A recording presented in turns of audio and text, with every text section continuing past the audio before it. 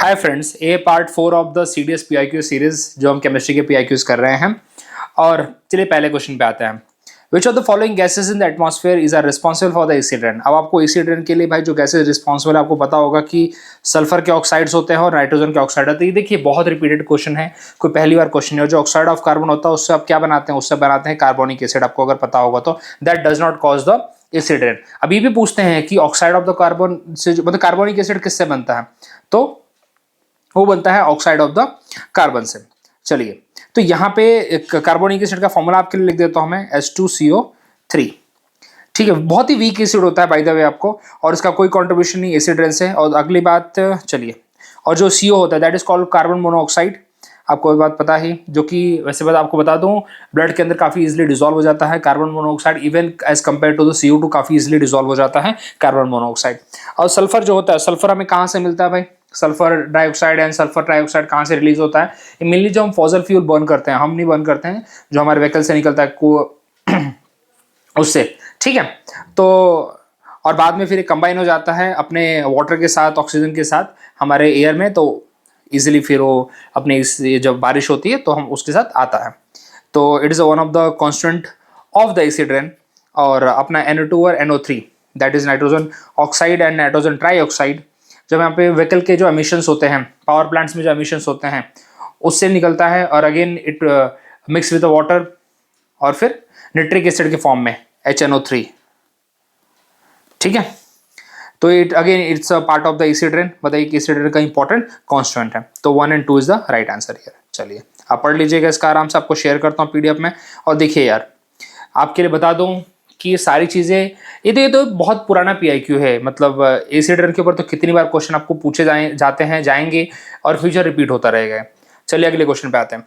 Which one among the following metal is used in the firework. ये देखिए एक special question है जो कि फायरवर्क के ऊपर बहुत बार पूछा गया है, कि कौन से कलर की लाइट कब निकलती है, क्या है, कौन से मेटल की वजह से निकलती है। तो देखिए पहले यहाँ पे व्हाइट लाइट के बारे में पूछा। वैसे इसका सोर्स आपको बता दो, NCERT का जो पहला पेज आपको मिलेगा उसके ऊपर जब मैग्नीशियम ऑक्साइड का फॉर्मेशन होता है तो आपको वहां पे मिलेगा कि व्हाइट स्पार्कलिंग लाइट एक निकल के आती है, वही यहाँ पे बात की जा रही है। तो मैग्नीशियम ऑक्साइड की यहाँ पे बात कर रहा हूं मैं, बिकॉज इसका सोर्स आप लोग जनरली पूछते हो कि सोर्स क्या है इसका, तो I am giving you the source that is 10th की NCERT चैप्टर नंबर 1 पहला पेज या दूसरे पेज में आपको मिल जाएगा इसका आंसर।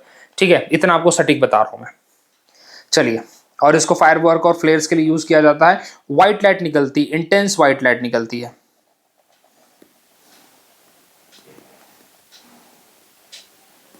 ठीक है, जब मैग्नीशियम ऑक्सीजन के साथ रिएक्ट होता है।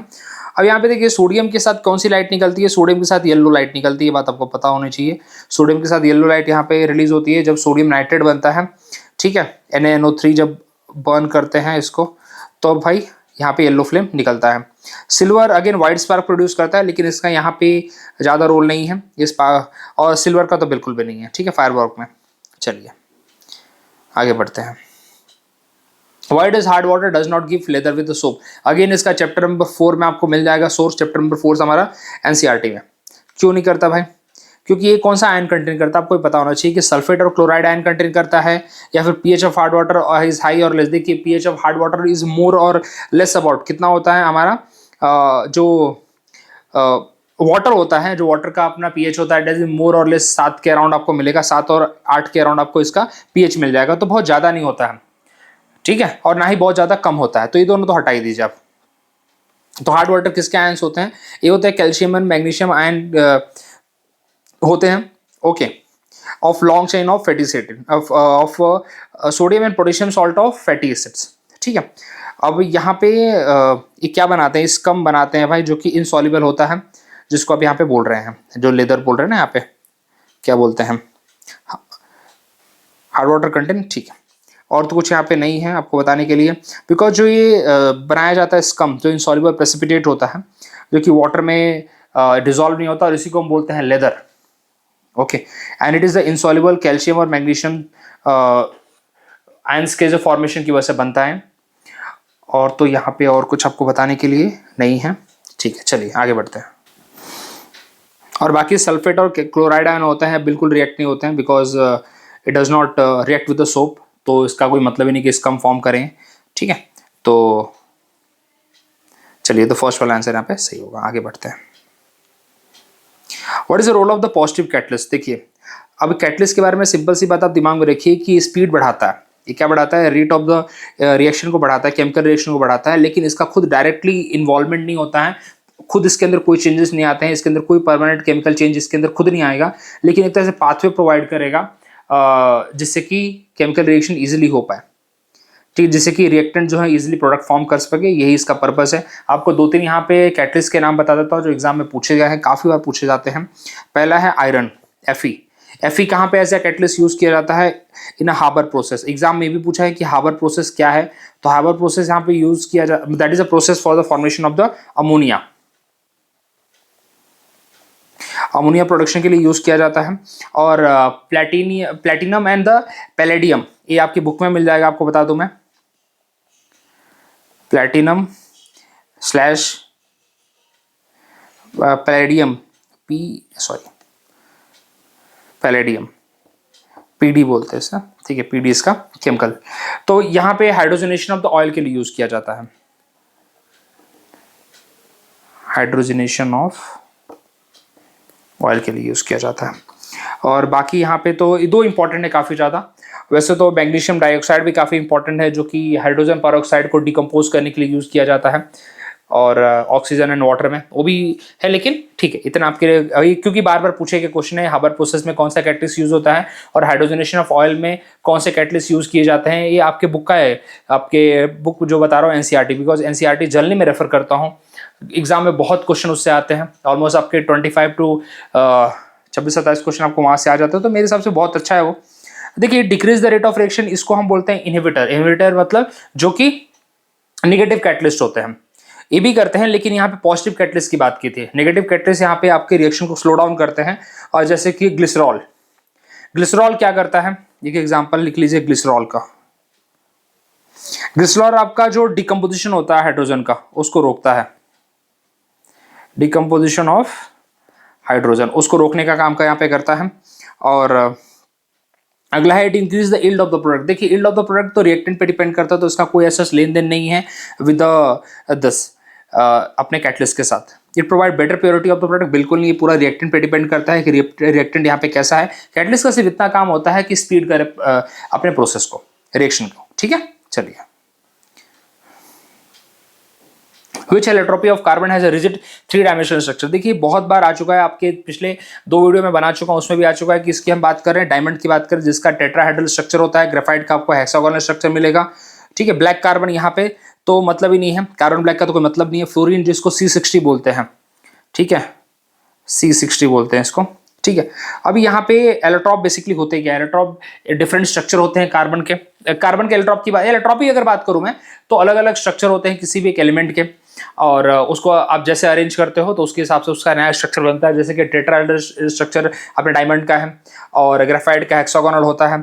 उस तरह से फ्लोरीन हम इसको फुटबॉल की तरह देखते हैं, ठीक है, अपना 3D स्ट्रक्चर होता है। तो ये है यहाँ पे। अब ये 2-3 क्वेश्चन जो आपको अलग से पूछा जाते हैं वो बता देता हूँ कि ग्रेफाइट के ऊपर क्या क्वेश्चन पूछा जाता है। Graphite is a good conductor of electricity, whereas एज डायमंड नहीं होता है। एक एग्जाम में स्टेटमेंट आया था कि भाई दोनों में से कौन सा गुड कंडक्टर इलेक्ट्रिसिटी का है, तो ग्रेफाइट है, डायमंड नहीं है। डायमंड का यूज कहाँ पे है वो आप लिख लीजिए जरा, बहुत बार क्वेश्चन पूछा जाता है। भाई इसको हम इलेक्ट्रिसिटी में तो यूज करते ही करते हैं, साथ ही साथ इसको हम लुब्रिकेंट के लिए भी यूज करते हैं, एज ए लुब्रिकेंट। हम इसको पेंसिल लेड में यूज करते हैं,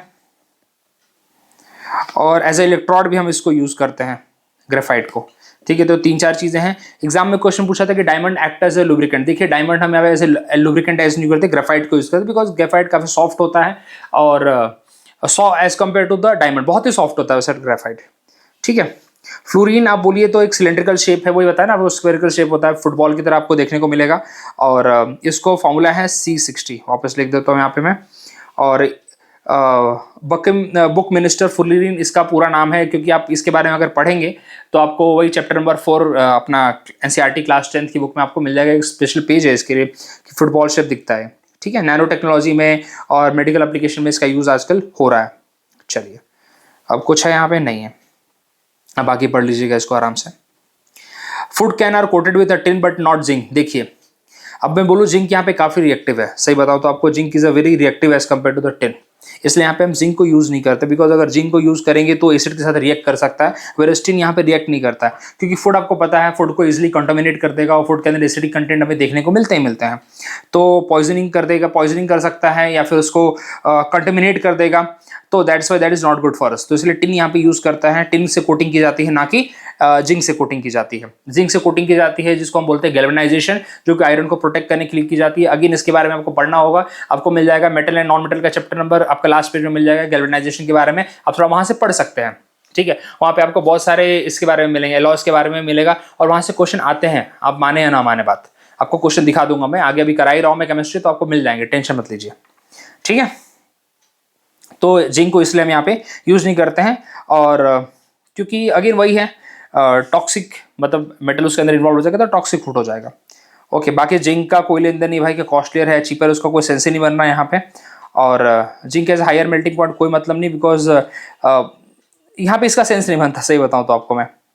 ओके चलिए, Which among the following is responsible for the expansion of water in the ocean? अब ये बहुत सिंपल आंसर है इसका, CO2। CO2 यहाँ पे responsible expansion of the water in the ocean, किसकी वजह से भाई, क्या एक्सपेंशन, थर्मल एक्सपेंशन है ये, थर्मल एक्सपेंशन होता है। थर्मल एक्सपेंशन किस वजह से हो रहा है भाई, global warming effect, global warming effect हमें देखने को मिलता है, जो भाई CO2 इंक्रीज हो रहा है, और मतलब CO2 that lead to the green house effect, और ट्रैप कर रहा है हीट को अर्थ एटमॉस्फेयर को, तो उसकी वजह से हमें थर्मल एक्सपेंशन देखने को मिल रहा है अपने सी वाटर का, ओशन का, और उसकी वजह से हमें भी जैसे जैसे CO2 बढ़ रहा है वैसे वैसे टेम्परेचर राइज हो रहा है, और ओशन की हीटिंग हो रही है, और सी वाटर का अगेन थर्मल एक्सपेंशन हो रहा है, और जैसे जैसे आपको ये देखने को मिल रहा है कि वाटर का जो वार्मर वाटर जैसे ना बढ़ता है, warmer water expand in volume, ठीक है, तो उसकी वजह से अगेन सी लेवल राइज होता है। तो बस ये समझ लीजिए कि यहाँ पे CO2 is one of the reason. Okay, nitrogen dioxide तो देखिए one of the major pollutant है, जो कि एसिड रेन और स्मोग बनाता है। आपने इससे पहले वाला वीडियो अगर देखा होगा तो उसके अंदर एसिड रेन के लिए, इससे पहले क्या अभी आपने पढ़ा, एसिड रेन के लिए one of the important component है भाई NO2। Okay, carbon monoxide CO, ये one of the important poisonous gas है, आपको सही बताऊं, और बहुत इजीली डिजॉल्व हो जाती है हमारे ब्लड के साथ एज कंपेयर टू CO2। और sulphur dioxide again important component है हमारे एसिड रेन का, और इसका कोई लेन देन नहीं है वैसे थर्मल एक्सपेंशन में, ठीक है। चलिए आप यहाँ पे अगला पढ़ लीजिए, which element form the highest number of compound, ये आपको again chapter number 4 class 10 NCERT में मिल जाएगा। इसको बोलते हैं catenation property of the carbon, जिसके कार्बन क्या करता है, लॉन्ग चेन, ब्रांच चेन या फिर रिंग्स बना सकता है विदाउट गेटिंग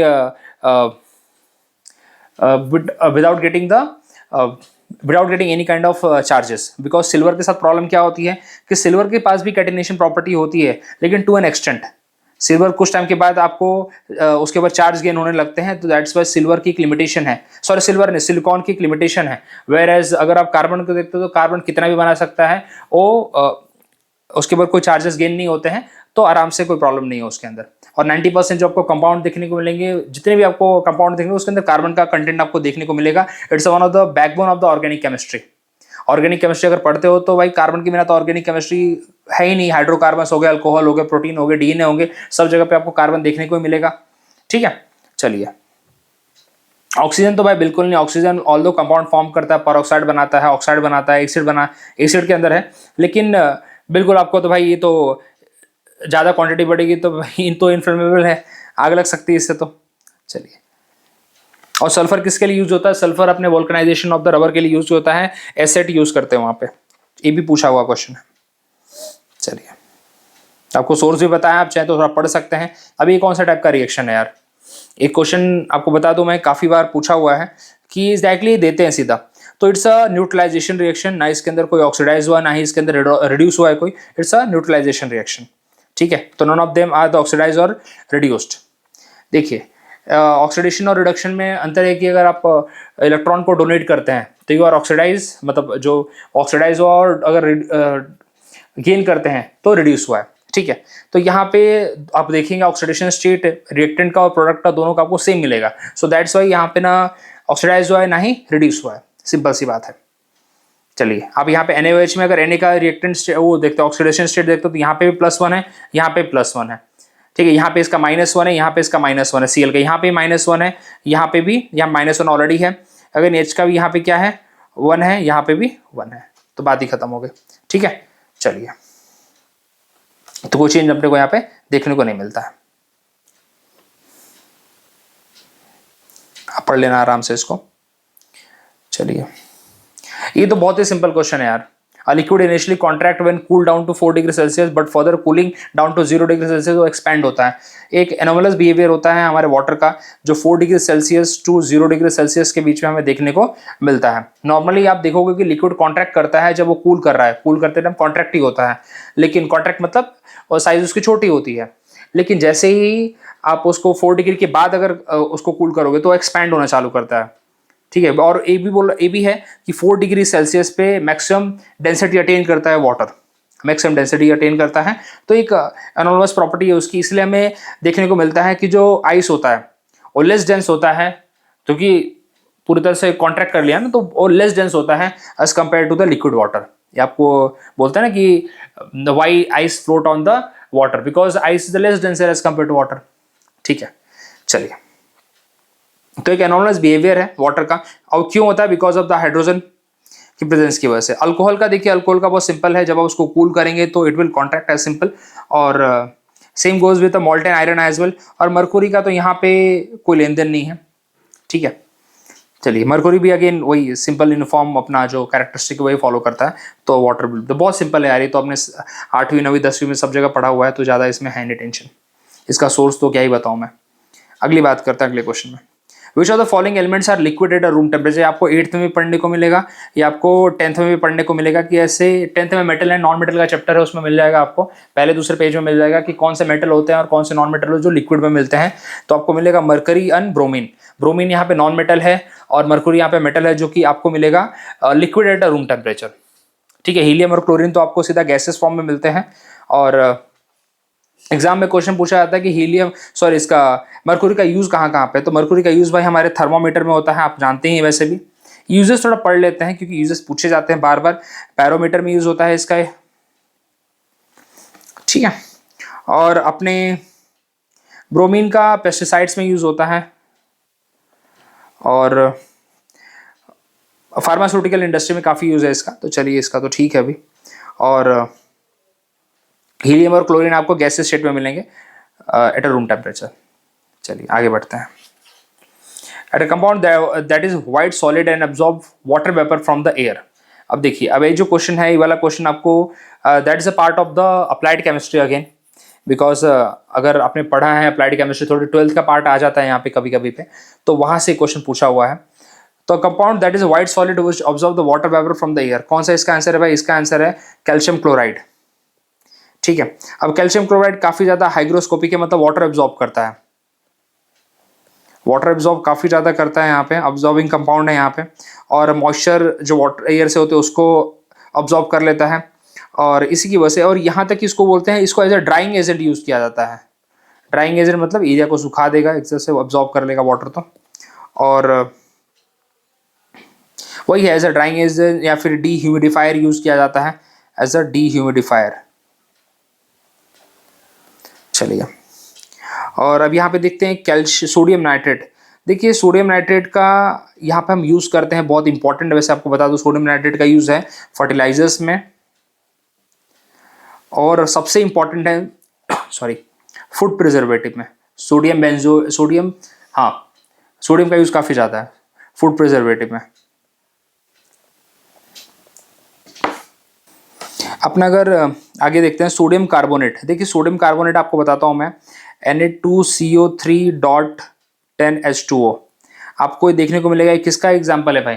ये हमारे वॉशिंग पाउडर का एग्जाम्पल है, ठीक है। तो आपको 10th क्लास की जो बुक है आपको उसमें मिल जाएगी कि भाई वॉशिंग पाउडर नहीं, वॉशिंग सोडा का एग्जाम्पल है, जो कि हम इसको ये इसका केमिकल फॉर्मूला होता है। बाय द वे डायरेक्टली पूछते भी हैं कि हम इसका केमिकल फॉर्मूला बताओ वॉशिंग सोडा का, तो sodium carbonate with 10 water molecule, okay। इसको हम यूज़ कहाँ कहाँ करते हैं, ये एग्जाम में पूछा गया, काफ़ी बार पूछा गया है कि एग्जाम में इसका इसका यूज़ कहाँ कहाँ पे है। तो आप इसको परमानेंट हार्डनेस रिमूव करने के लिए करते हैं यूज़। बहुत इंपॉर्टेंट क्वेश्चन है कि परमानेंट हार्डनेस के लिए हम कौन से यहाँ पे सॉल्ट का यूज़ करते हैं, दैट इज वॉशिंग सोडा या फिर sodium carbonate, that is with a 10 hydrogen water molecule. चलिए, एज अ क्लीनिंग एजेंट, या फिर आप इसको बोलिए use in the glass of soap, paper soap और paper making industry, glass soap और पेपर मेकिंग इंडस्ट्री में यूज़ किया जाता है। साथ ही साथ इसको आप बोरेक्स बनाने के लिए यूज़ करते हैं। बहुत अच्छा पॉइंट है, बोरेक्स। बोरेक्स बनाने के लिए इसको BORAX हटा देता हूँ मैं, बोरेक्स बनाने के लिए इसको यूज़ किया जाता है। ठीक है, चलिए अगले क्वेश्चन की तरफ बढ़ते हैं। यहाँ पे what type of mixture is smoke, देखिए ऑलरेडी आ चुका है स्मोक किस टाइप का मिक्सचर है, और इसका सोर्स अगेन 9th क्लास की जो बुक है आपका कोलाइडल का, एक आपको वो मिल जाएगा, बॉक्स मिल जाएगा। डिफरेंट टाइप ऑफ कोलाइडल है जिसके अंदर liquid into liquid, liquid into gas and so on आपको टाइप मिलेंगे। तो वहां से क्वेश्चन है, तो ये क्या है, स्मोक क्या है, तो देखिए ये सब आपको वहीं पे मिलेगा, पूरा का पूरा आपको मिल जाएगा वो वहां पे। तो काफी बार पूछा जाता है, ये कोई नया नहीं है। तो ये solid mix in the gas, किधर गया भाई, solid mix in the gas, that's the right answer. और it is a heterogeneous mixture, वही है कि कोलाइडल एक तरह से, और सॉलिड पार्टिकल बेसिकली उसके अंदर गैस के अंदर सस्पेंडेड है, सस्पेंड मतलब अटके हुए हैं। और इसकी हाँ, gas mix in the gas, तो होमोजीनियस मिक्सचर हो जाता है हमारा, क्योंकि आप देख लीजिए जैसे कि एयर इसका काफ़ी अच्छा एग्जाम्पल है। ठीक है, लिक्विड मिक्स विथ गैस, इसके एग्जाम्पल आपको थोड़ा लिख लीजिए, फॉग हो गया, मिस्ट हो गया इसका अच्छा एग्जाम्पल एक, वाटर ड्रॉपलेट जो सस्पेंडेड होता है ना गैस के अंदर अपने, तो एक मॉइस्चर लेडर हम बोलते हैं, तो मिस्ट होता है, फॉग होता है। और गैस मिक्स विद लिक्विड और सॉलिड, लिक्विड है ना सॉलिड, तो इसके लिए आप ले लीजिए स्मॉग ले लीजिए, आप देखते हैं ना फोटोकेमिकल स्मॉग, जो अंधेरा धुंधला हो जाता है सब कुछ, तो उसके अंदर ये उसका अच्छा एग्जाम्पल है एक। ठीक है, चलिए ये काफ़ी बार पूछे जाते हैं चीज़ें, इसलिए अगले पे आते हैं। अगले क्वेश्चन क्या है हमारा, विच of the following gases is supporter of the combustion, बहुत सिंपल क्वेश्चन है आपके लिए, डिफिकल्ट कुछ भी नहीं है इसके अंदर, दम ही नहीं है क्वेश्चन के अंदर। ऑक्सीजन, ऑक्सीजन यहाँ पे काफ़ी अच्छा ऑक्सीडाइजिंग एजेंट है बाय द वे वैसे, और that help in the combustion. Hydrogen भी कंबशन में काफ़ी इजीली कैच करता है फायर, लेकिन किसके प्रेजेंस में, ऑक्सीजन के प्रेजेंस में। अगर ऑक्सीजन ना हो तो दैट इज नॉट इनफ्लेमेबल। तो ऑक्सीजन वैसे रेडली काफ़ी अवेलेबल है, इसलिए यहाँ पे हम ऑक्सीजन को बोलेंगे।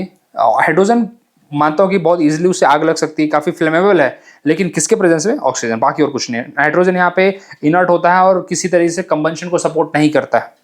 और कार्बन डाइऑक्साइड, इसको तो आग बुझाने के लिए यूज़ करते हैं, आग जलाने के लिए नहीं। तो ये तो भाई सफोकेट करता है, मतलब ऑक्सीजन को सीधा डिस्प्लेस करता है यहाँ से।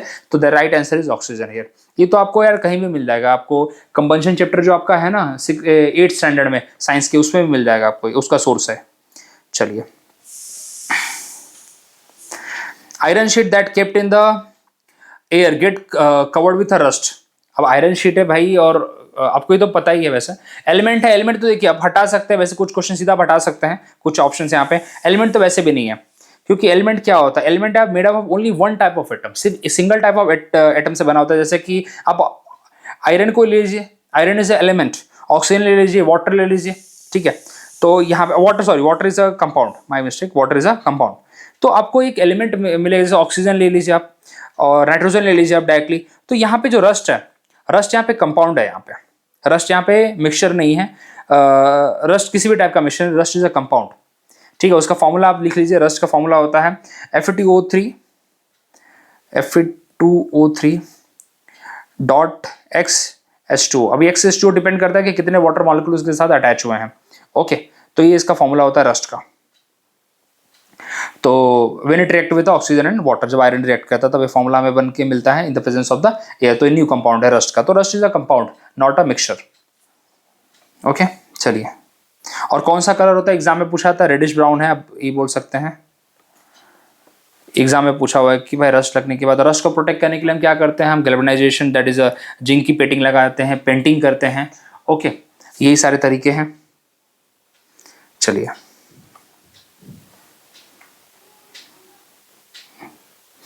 metal screw top of the on a glass bottle which appear to be stuck could be opened by using the fact that metal expand more than the glass when both are heated। बिल्कुल बात सही है, क्योंकि जब हम heat करेंगे तो thermal expansion जो मेटल का होता है वो हायर है as compare to the glass.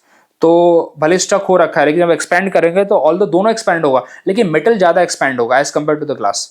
तो उसकी ग्रिप उस पर लूज हो जाएगी और ऑटोमेटिकली वो नीचे गिर जाएगा या फिर खुल जाएगा वो, because because of the higher thermal coefficient और थर्मल एक्सपेंशन मेटल का ज़्यादा है इसीलिए।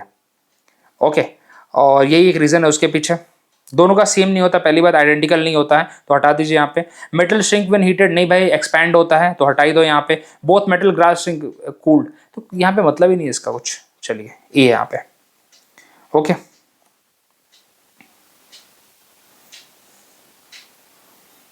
क्योंकि खोलने की बात थी यहाँ पे। Two main constant of the granite, granite आपको सिलिका और एल्युमिनियम, बहुत अच्छा क्वेश्चन है, एप्लीकेशन बेस्ड है। देखिए पहले क्वेश्चन एप्लीकेशन बेस्ड ज़्यादा आते थे, आजकल ज़्यादा अगर फैक्ट क्वेश्चन आ जाते हैं अपने 10th और 9th के एनसीईआरटी से, बट पहले ऐसे एप्लीकेशन बेस्ड आते थे और कभी कभी एक दो एप्लीकेशन बेस्ड आ जाते थे। तो आई रिक्वेस्ट कि अगर 10-15 साल का आप करते हैं तो एप्लीकेशन बेस्ड आपके क्वेश्चन थोड़े प्रिपेयर हो जाते हैं, ठीक है। अब यहाँ पे सिलिका और एल्युमिनियम के लिए एक और वर्ड आप लिख लीजिए, फेल्ड्सपर। फेल्ड्सपर, ठीक है। तो again it contain the aluminium only, aluminium contain करता है। और सिलिका के लिए आप एक ले लीजिए क्वार्ट्ज, जो अपने इसमें भी यूज होता है, अपने वॉचेस में यूज किया जाता है, which is rich in the silica. तो ग्रेनाइट यहाँ पे दो इंपॉर्टेंट कंपोनेंट है, सिलिकॉन और एल्युमिनियम। और माइनर कंपोनेंट तो वैसे बहुत सारे, मीका है और अदर नॉन मेटेलिक मिनरल्स आपको देखने को मिलेंगे इसके, but iron, silicon, iron, silver और ईसो डायरेक्टली किसी भी तरीके से इसके लेन देन नहीं है, ठीक है। चलिए आगे बढ़ते हैं, अब आराम से पढ़ लेना इसको सब।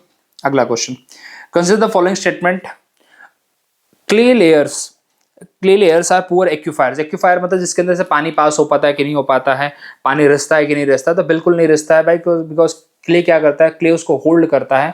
क्ले में जो इंटरमॉलिक्यूलर स्पेसेस है काफ़ी ज़्यादा कम है, तो क्ले उसको होल्ड कर लेता है, उसके अंदर से उतना परमिएबल नहीं है, परमिएबल मतलब उसके अंदर से उतना स्पेस नहीं है क्यों निकल पाए। तो पहला स्टेटमेंट सही है, पुअर एक्यूफायर है, ठीक है। एक्यूफायर का अगर मीनिंग भी जानते होंगे तो हो जाएगा वैसे। Inter particle space of the clay minerals is list, बिल्कुल यही उसका मेजर रीजन भी है वैसे। तो दोनों स्टेटमेंट यहाँ पे सही हो जाते हैं। और एक्यूफायर्स मतलब वही है कि वाटर उसके अंदर से निकल जाना, रिसना चाहिए, तो बहुत नहीं, मतलब वो होल्ड कर लेता है, उसकी परमेबिलिटी मतलब स्पेसिंग बहुत कम है उसके अंदर, यही रीजन भी है, इससे ज़्यादा इसमें समझाने के लिए कुछ है भी नहीं। तो इंटर पार्टिकल स्पेसेस बहुत कम है, that's why it's a poor aquifer. चलिए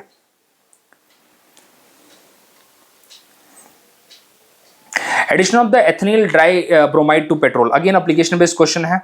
क्या करता है भाई एथिलीन डाइब्रोमाइड टू पेट्रोल, तो ये आपको करता है, एलिमिनेट करता है लीड ऑक्साइड्स को। It help in the reducing the lead oxide. इसको हम जितने भी लीडेड पेट्रोल होते हैं जिसके अंदर लीड की क्वांटिटी ज़्यादा होती है, तो उसमें उसको लीड ऑक्साइड को रिमूव करने के लिए, बेसिकली लीड को रिमूव करने के लिए एथिलीन डाइब्रोमाइड को यूज़ किया जाता है। और इसको TEL बोलते हैं वैसे, ठीक है। इसको एंटी नॉकिंग एजेंट आपको बता दो, तो it is called as anti knocking agent, anti knocking agent ऐसे यूज किया जाता है, जिससे फुल की एफिशिएंसी काफ़ी ज़्यादा अच्छी होती है और ये लीड ऑक्साइड के जितने भी रेसिड्यूज होते हैं उनको रिमूव करता है सीधा, ठीक है। और तो कुछ यहाँ पे इसके बारे में नहीं है। और ऑक्टेन नंबर अगर बढ़ाने की बात है, जो पहला स्टेटमेंट है, तो उसके लिए इसका यूज़ नहीं किया जाता है, ठीक है। उसका इससे कोई डायरेक्टली रिलेशन है, अगर आपको उसको इम्प्रूव करना है ऑक्टेन नंबर, तो हम इसको यूज़ करते हैं यार। आपको अल्कोहल या इथेनॉल ऐड करते हैं उसके अंदर, आप देखते भी होंगे बहुत टाइम पे लोग उसके अंदर गैसोलीन और क्या बोलते हैं इथेनॉल, ये सब ऐड करते हैं अपने इसके ऑक्टेन नंबर, मतलब फ्यूल की और एफिशिएंसी बढ़ाने के लिए, ठीक है। तो ये सारी चीज़ें इसके अंदर है। और यहाँ पे बाकी तो कुछ नहीं है, ठीक है। सल्फर कंपाउंड इसके मतलब इथिलीन डाइब्रोमाइड से नहीं होता है, और ना ही यहाँ पे टेट्रा इथिलीन लीड इससे एज अ सब्स्टिट्यूट है इसका, नहीं बिल्कुल नहीं है, ठीक है। तो ये था हमारा, काफ़ी छोटा था लेकिन काफ़ी इफिशिएंट क्वेश्चन थे इसके अंदर। और ये सीरीज़ वैसे भी कंटिन्यू चलती रहेगी। अब कोशिश वही है कि इसको जल्दी से जल्दी मैं कंप्लीट करूँ आपके लिए, और तब तक के लिए बने रहिए। अगर वीडियो पसंद आ रहा हो तो दोस्तों को शेयर करिए, लाइक करिए, और मिलते हैं अगले वीडियो में। Thank you very much.